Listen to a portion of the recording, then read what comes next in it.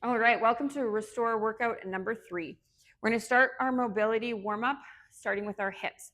So you're going to sit on the floor and you're going to sit with one leg at 90 and the other leg at 90 as well. You can totally place your hands on the floor, so if you feel like you're really tight, having your hands resting behind you, it makes it a little bit easier. If you feel like you can use without hands, that's great too. Just see where you're at today. What we're going to do is you're going to lift both knees up and then flip to the other side, okay? Then you dynamically move through these. You're going to do right and left will count as one, and I want you to do 5 of them. If you feel like you want to add a little bit of an extra stretch, you can lean over that front leg, lifting back up, rotating over. Same thing, you can add that little extra stretch as you're doing this. Once you've done your 5, I want you to move into your hands and knees, and we're going to work on elbow to sky. So this is another thoracic rotation exercise, but it does involve a little bit more core stability. So you're going to place one hand behind your head, and then when you either inhale or exhale, you're going to rotate your elbow up to the ceiling and then rotate back down. Okay, moving with your breath and making sure we don't move through your hips. Okay, so the idea with this exercise is pelvis should not move. We shouldn't be swaying our hips. You're just rotating as far as you can, elbow up to the ceiling and coming back. So I want you to do 5 per side of those. And then we're going to grab a band or a broomstick, PVC pipe, whatever you might have at home to work on our rainbow. So this is for our shoulder mobility. You can do this standing, knees soft. Grab at a range that feels good. So if you probably want to start nice and wide.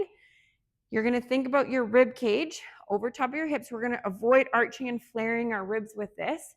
And I want you to go as far back as you feel like you can around without losing that alignment between your ribs and your hips, and you're going to complete 5 of those. Then you can pause the video and come back, and we'll get started with our core connection warm-up. All right, for our core connection and more dynamic warm-up now, we're going to go into our tall kneeling. Remember, toes tucked or relaxed, whichever feels best. Okay, we're going to inhale into your ribs. As you exhale, draw that belly in and up. Lean back without losing that alignment. Inhale, return. I want you to do 5 of these tall kneeling extensions. Then when you're done 5 of those, we're going to stand up, warming up our squat pattern. I want you to think of which breath pattern feels the best for you, and we're going to do 10 squats. So either inhaling down and exhaling up, or exhaling through that full range, whichever one feels best for your pelvic floor and your body. Pause that, and then we'll get started with the strength exercises. All right, our next tricep, I'm going to demo on the floor, but if you have a bench, you can totally lay on your bench, whatever feels best for you.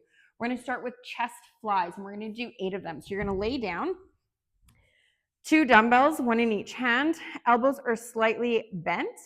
Okay, we're going to come out to the side, keeping a soft bend in the elbows, and then squeeze as you exhale. So when you do this, I want to make sure that you're still inhaling into your ribs, because I don't want you to arch and let those ribs flare, and then squeeze as you exhale. So we're thinking of that effort is when you exhale. So you're going to try 8 of those, and then you're going to move into tricep extensions or skull crushers.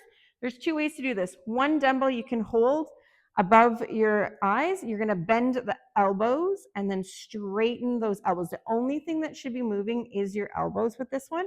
You shouldn't be swinging from the shoulder. If you prefer to do it with 2 dumbbells, you can hold 1 in each hand. Same thing, elbows bend and then straighten. Okay, you're going to complete 8 of these, working on that tricep strength. When you're done that, we're going to move into our goblet squat.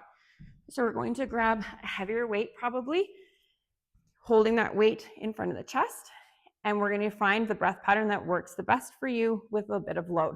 So again, we can inhale down, exhale up, or inhale first and then exhale through each range of motion, monitoring for any pain, pressure, or heaviness, or urge to go to the bathroom. Pause, come back, and we'll get started with a little finisher.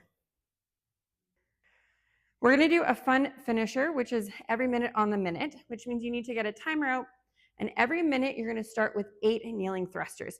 So for the kneeling thrusters, we can start at the bottom of our kneeling squat, starting with our weights at our shoulders. You're going to inhale into your ribs, exhale, press up as you come up to tall kneeling, then inhale, you lower the weights and come back down. So inhale, exhale, press, inhale, lower. Exhale, press. It's a nice dynamic movement. You get to use a little bit of momentum.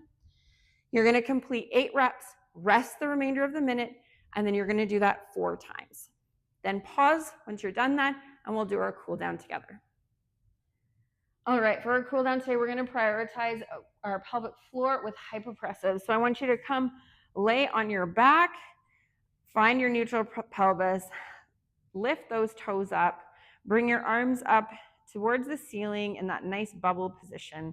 We're going to take 3 breaths where I want you to inhale into your ribs, then slowly, softly exhale. I want you to imagine a string is pulling you from the top of the head and you're lengthening and growing your whole body. Once you've done 3 breaths, I want you to hold your breath and draw those ribs open for a false inhale. Then you can inhale and exhale.